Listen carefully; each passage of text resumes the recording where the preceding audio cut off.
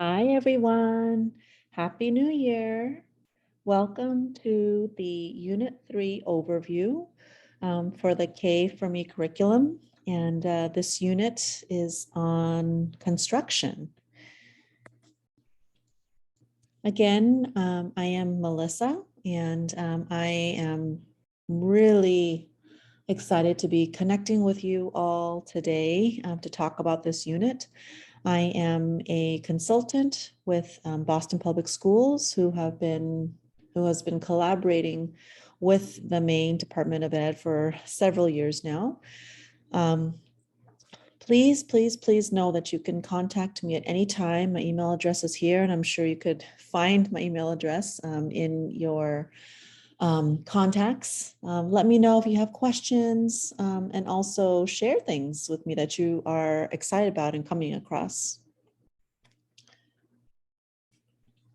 I wanted to begin our time together with this quote because as we start to think about this third unit of study on construction, we start to notice the wonderful process of construction that's all around us. So this quote by Churchill offers these words: "We shape our buildings, therefore they shape us." You've seen this slide several times now, probably, but I wanted to circle back to how these units of study are, built upon each other. You started the year with Unit 1, Our Community, where you spent time building that space where you and your children got to know one another, spent time really understanding the routines in your space and your community, getting to know one another. And that really built into Unit 2, where you started to think about not just your community, your classroom community, but the community of the animal world. So you dove into 3 different animal studies, learned about these animals, their habitats, and not only about that, but how we intersect with these animals. As we move into the third unit of study, construction, we sort of step back again and think about how our community really has impact, or how we have impact on our community, and how we really want to provide our children with a space to feel comfortable as makers, as we dive into the construction process, and also how their voice can really make a difference in the larger community of your school, of your city, of your town. So we really get into building and opening up these spaces for our children. So as we get into thinking about this idea of construction, one of our defining characteristics is that we are makers, right? We as people are makers in that we make all kinds of things. We build structures. Yes, we create amazing structures. We also are creators of other things as well. As you see here, we are creators and makers of rules, makers of ideas, makers of art, right? And we want to really think about how the process of making is really inherent in all of us. If you want to think, just reflect a little bit about the last thing that you made. And whether that is the last thing you made is a lesson plan, the last thing you constructed was dinner, the last thing you constructed was your own children's um, cookies. And all of these things that we made, perhaps you're a gardener and you created the structure of your garden that is outside. All of these things are things that we made. We went through a process to create it and to make it, to reflect on it, to revise it. And those are all things that we are certainly proud of. If you think about your children in your classroom, they are certainly makers. And I know as you glance around your classroom, you listen to the kind of conversations and the kind of work that's happening in your classrooms. You know that you have a bunch of 5-year-old and 6-year-old makers. When a child is exposed to or invited to a table of beautiful stuff, he or she it becomes a maker, right? And we adults step back. We can allow them the space to build, to construct, to make. And they make all kinds of stuff, right? Check out our friend here and the process, the detail, the thought, the just the how she is going about creating this item right here. And we just have to step back and appreciate the kind of thought process that's going on in her head. Children also have a lot of ideas about what makes things around them beautiful or attractive, what makes things useful around them, and what makes things fair, right? That's a really interesting word that we are going to get into in this unit. What makes an idea or a story or a rule fair? So all of these things will be intertwined into this unit. So let's start with some of the big ideas that we are toying with in this unit. So we're thinking about construction as a creation, a process of creation. And so we want children to think about, yes, the process of designing and building structures. And then we want to push children's thinking and maybe our own thinking to think about how construction is putting together not just tall buildings and skyscrapers. We're also thinking about construction as the ways in which we put together all kinds of things, works of art, ideas, how we construct stories, and like I said earlier, how we construct recipes, how we construct dance, how we construct art. And that process is really what we're digging into. And we want children to pause and think about this process of constructing, of making. And that's what we do across the unit. We want to get into this unit, the idea of perspective.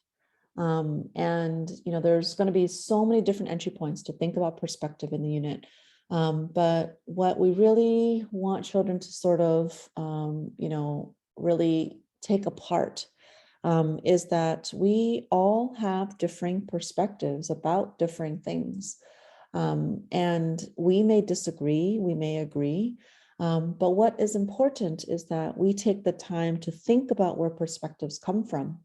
And there are so many layers to a person's perspective about something, right?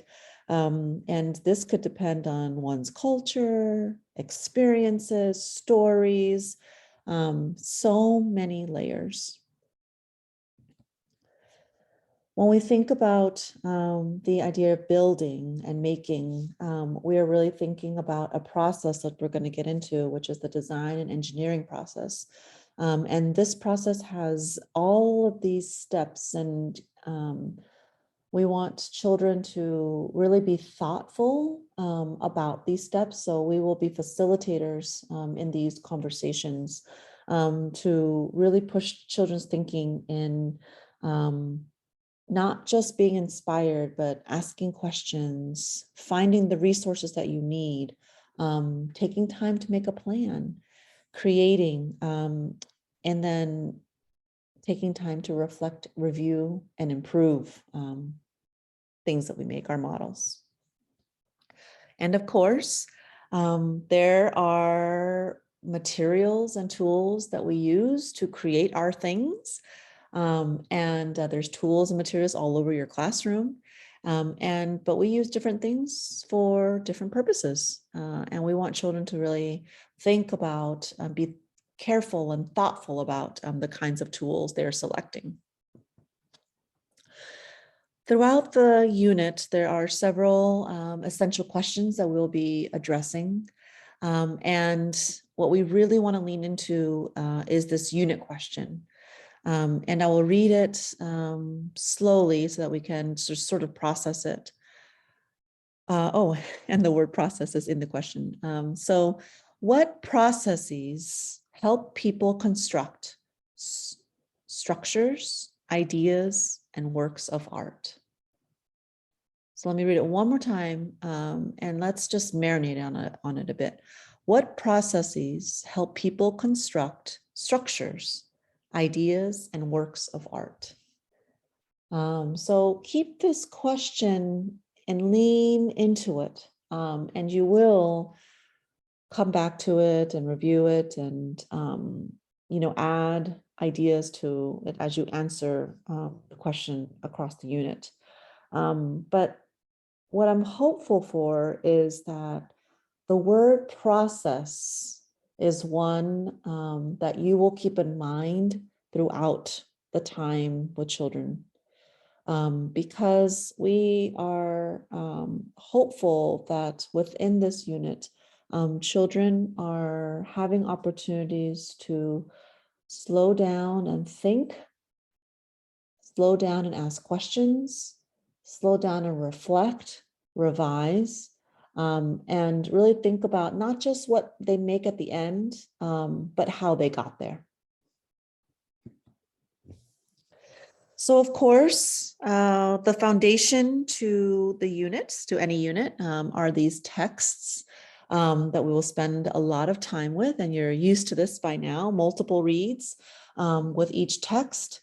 And bringing in each of these books into your conversations throughout stations, throughout writing, throughout centers, of course, and having multiple copies with you so that children have them. Pages should be wrinkled, and children should be looking at these illustrations closely. These texts need to be in children's hands, and I'm sure they are in your classroom. So we start out the unit with the text, The Three Little Pigs.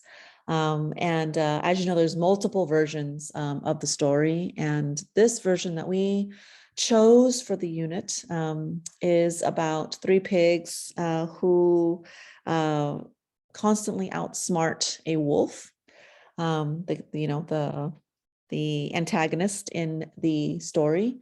We really start to think, of course, about the materials in which the pigs use, why did they select those particular materials, which ones might children select, and then we start to think about the perspectives of these characters. We transition to this character might be very familiar to you. We transition to the true story of the Three Little Pigs, right? And if those of you, I'm sure, are very familiar with how humorous and interesting and thought-provoking this character is, as he tells his version of the story. right? And I emphasized earlier this idea that comes in with our big ideas of perspective. We just finished Unit 2, wrapped up, with wolves. And you all had an opportunity to explore the idea of this really amazing creature, and how and why we use wolves as typically a bad character in a story. So children are really asked to think critically about the character. Do you agree with this character? What do you think about this perspective? And we want children to really analyze this and think about why, if you think a certain way, why? We move into a nonfiction text, Homes Around the World. And this book really helps children to think about different ways in which people construct their houses. And we want to push children to really think about, why are particular materials used in certain areas due to resources, what's available, climate, economic status, and what is useful to particular communities. We move into a female architect. And this book, you'll find, if you haven't read it already, has so many pieces of inspiration. And it tells a story of this woman and her journey, and as an architect. And we think about the process of how we design particular structures. So the images in this book will be extremely interesting to children, and I think you as well. The Night Worker takes us into the story of this father and son sharing this particular profession as a person who works at night. And the language in this text is extremely poetic. And you will find that, children will be just mesmerized by the ways in which the story is told. We want to really provide children here with an opportunity to, of course, dig into construction and vehicles and that as well. And we also want children to think about the perspective of a night worker. Dreaming Up is a compilation of really interesting structures from around the world, and how we might be inspired by these structures. You'll see that images are put side by side with construction from children, and how we can use these images and real life structures to really inspire our building. Of course, we have a Gail Gibbons text in this unit, and she teaches us this time in this unit about how to build a house. We move into the Little Red Fort, and this is a story inspired by or based on the Little Red Hen. And we meet a character, a girl, who is determined to build this fort all on her own. We then meet a group of children in Roxaboxen who are connected to one another in this very special magical place where just the possibilities and stories are endless, and where children are constructing, building, creating, revising their own play world. The unit ends with this text, Dirt, the Scoop on Soil. And you might be scratching your heads thinking, wait a minute, that's a little bit different than the rest of the books. This is what we call our bridge text, the text that will be the connector to Unit 4, which is our Earth.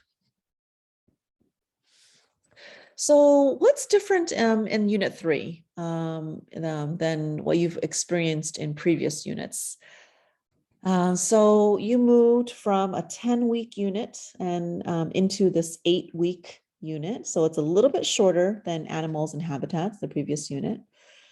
And in this unit, what's going to be really key is you taking the lessons, the read alouds, the center activities, and really making sure that you are loading them with your own context. We're talking about construction here, right? So we are really hopeful that children's attention is suddenly taken up by all of the construction that's around them. So it will be really helpful for you to bring in resources that will make sense, that will be relevant to the children in your classroom, right?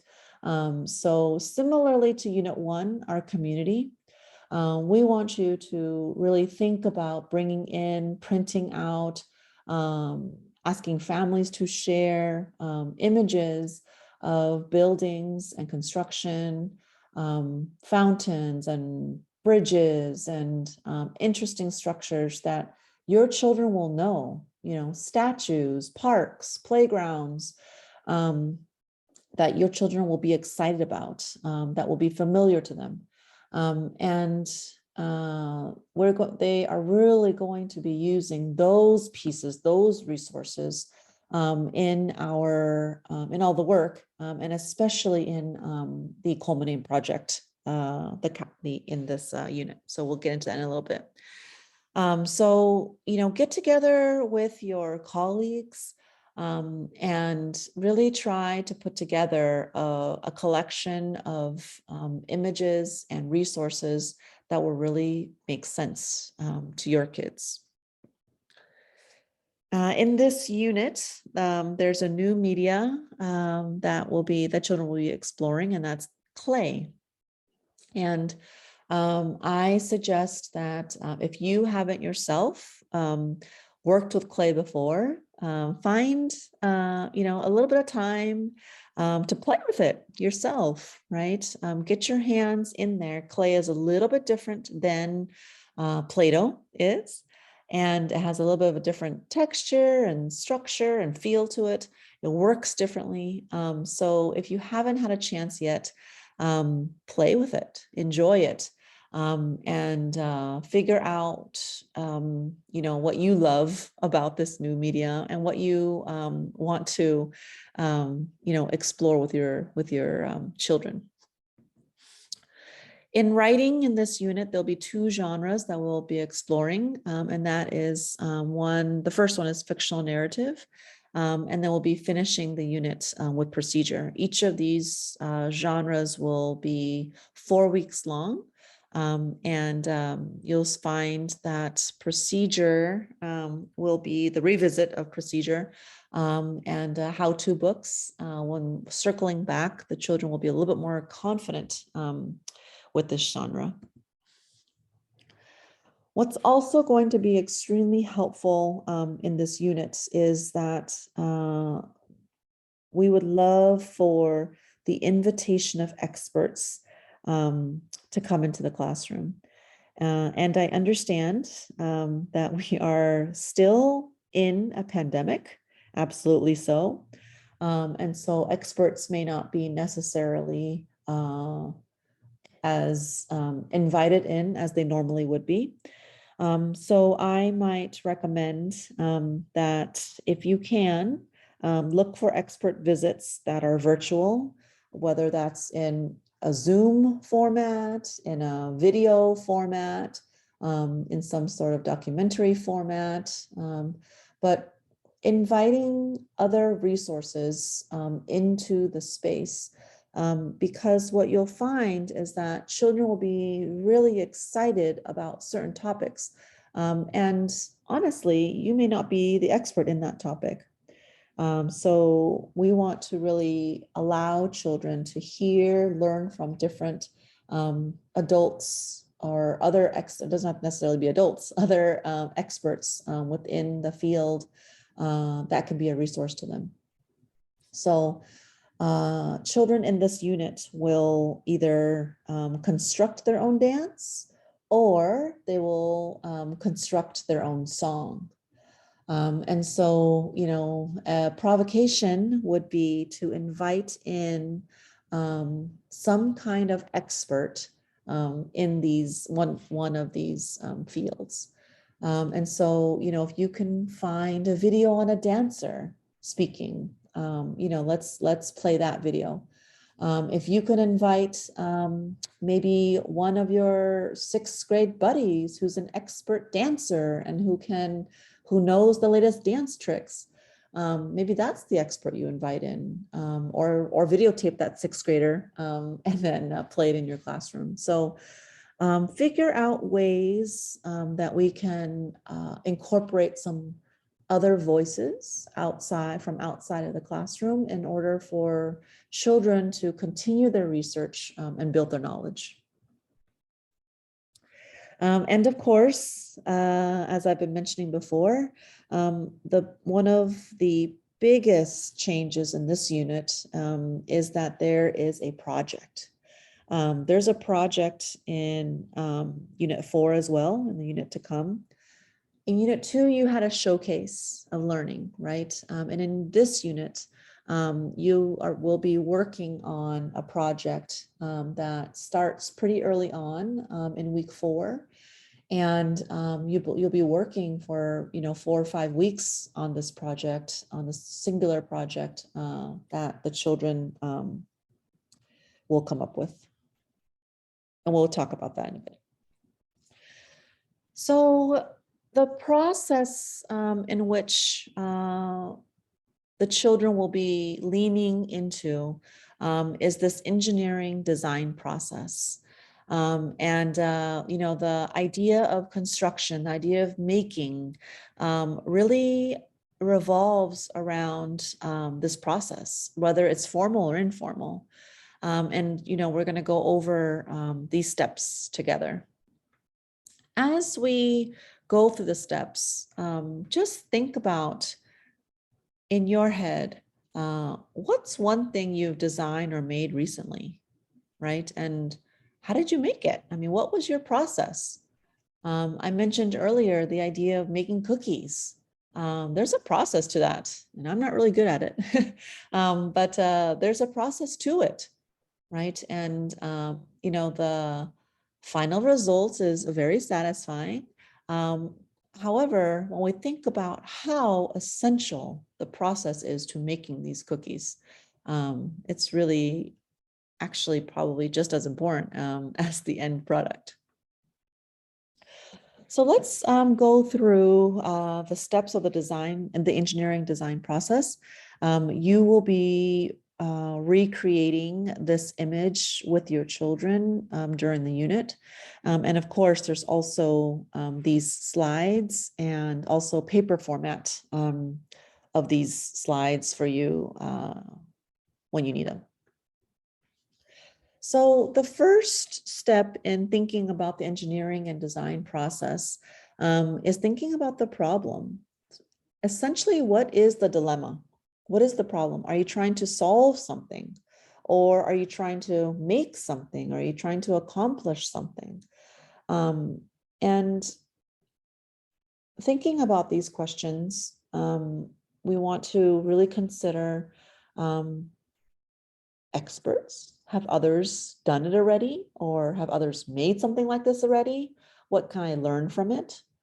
And, what are the parameters when making this, when constructing this? The second step is really starting to just imagine. Some might call this brainstorming. Some might think about this as, wait a minute, what are some possibilities? Some might say, think big, how could we make this? How could we solve this problem? When we think about inspiration, sometimes we like to look at other finished products. Sometimes we like to look at others' work. Some like to think about how have others done this? The third step, and I know that we've talked a lot about this in previous units as well, is planning. And I don't want us to skip over this because the planning process is so critical, right? We want children to pause and make a plan. And whether that's something that is written or drawn, it's important nonetheless. We want children to think about what materials they need. And we've been priming children with this in the previous units to really think about what materials, why those are the right or the correct materials, and to slow down and think and make a list. Of course, we have to provide time for children to create, to follow that plan, make it, build it. And then the last step is that of improving this model. So now that we've created it, what works? What doesn't work? What can I do better? How can I modify it? How can I change it? How can I make it so that my second version is even better? What small tweak can I make? You might feel that the thinking and feedback protocol is, really resounding here, and that's true. We will use the thinking and feedback protocol several times throughout the project and throughout the unit. So the engineering and design process really sets us up to dive into the project that's for the unit. And the project is known as Our Town. And in Boston, it's known as Our Boston, of course. But when you start this with your students, you can call it your town's name, right? Or your district's name or whatnot, your school's name if you want. So make it yours, but we're going to refer to it as Our Town in general. So when we dive into the Our Town project, we are thinking about a provocation. A letter will be sent to your children in an envelope by a secret person. That is going to be you. You're going to have to set this up. But you're going to have to think about what important figure, who is an important figure that can send out this letter to your students, right? And in Boston, it's the mayor who sends the letter. But in your context, it could be the mayor if you have one, but it could be your superintendent. It could be your school principal. It could be your school safety manager. It could be anyone that your children will recognize and be excited about. So you think about that as you're setting this up. But when this letter comes in an envelope addressed to your children, this is an editable letter that you can tweak around. You will be able to kind of fill in the blanks here.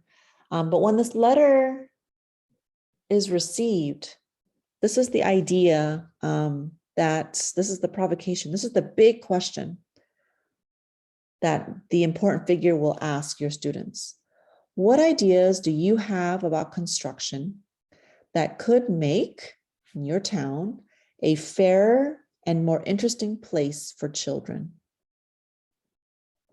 Right? So let's read that one more time. What ideas do you have about construction that could make your town a fairer and more interesting place for children? So that's a huge question, right? So what ideas do they have that could make the town more fair and more interesting for children, right? So we're really asking children to consider many different things here.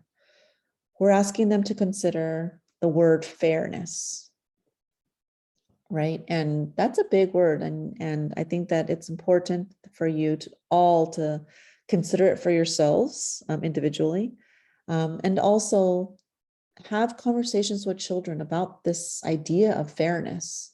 And we're teaching through a pandemic right now.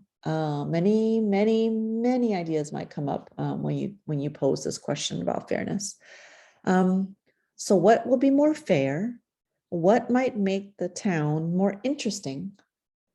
And we're thinking specifically about for children, right? We're not talking about for adults. We're not talking about children and adults. We're talking about specifically for children. And so this is just a really big question that's posed. And we want children to have opportunities to think about this and let out their ideas, discuss, and ultimately come up with one idea that they could reflect and express through a three-dimensional model that they build. Let me share with you some examples from Boston. So this class thought what would be more fair and more interesting for children would be a glass hospital. And you could see here that the glass hospital would keep people who are already sick from getting more sick because the bricks are dirty. And they thought that if the walls were made out of glass or clear, then the people who are on the outside can always see their friends and their family, even for just a moment. So these are the kinds of ideas that might come up for your children in your class. Let's look at another one. This class felt that what would make Boston more interesting and more fair is a helper robot.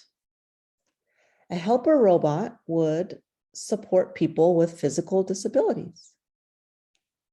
And look at this, Albie can be helped by this robot because the robot can do different things, play music, and Albie really likes to dance. That would be really helpful for Albie. This classroom community felt that Boston could use a park like this. And the park, I mean, check that the way this model is created. But if you can look in the photograph to the bottom right, it says no phones allowed unless it's an emergency. So this particular class thought that Boston would be better if there was a park like this that did not allow phones. And there'll be lockers that would lock up these phones. This class thought perhaps a hug bank would make the city more fair and more interesting for children.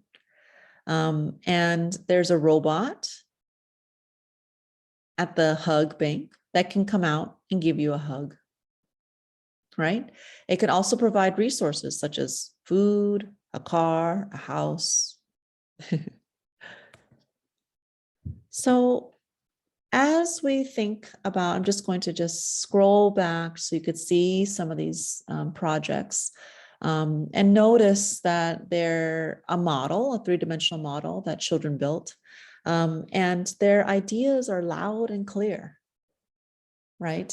Our children may be little, but they have such big ideas. And this is the time, this is the project in which we're going to hear what's important to them. So as we're wrapping up here, as you get started with Unit 3, Here are some things to keep in mind. As I mentioned earlier, this unit will come alive only if you provide the resources and the inspiration from your own context.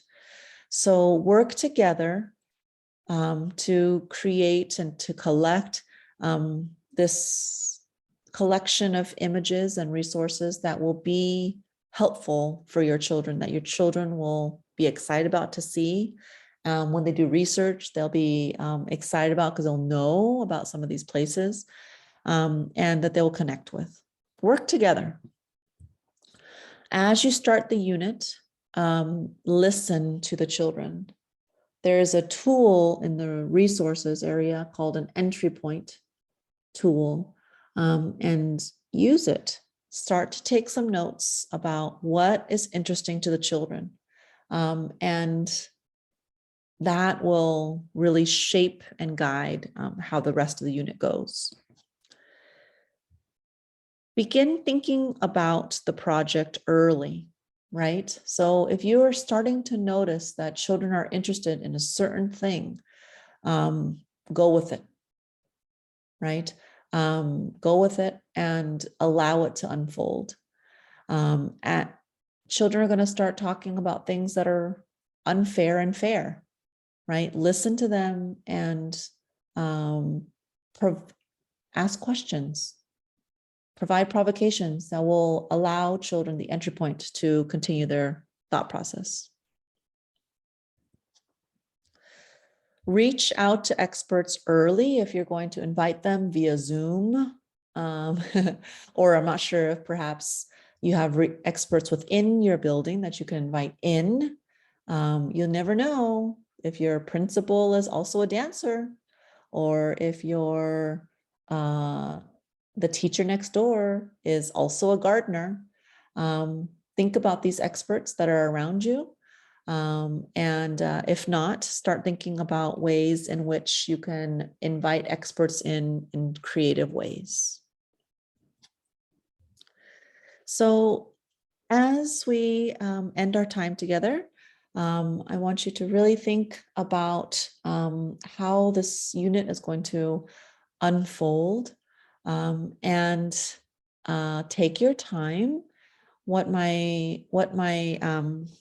As I think about what my biggest pieces of advice would be, is to pause and listen to what the children are telling you, take some notes, and keep those handy as you start to plan for the project.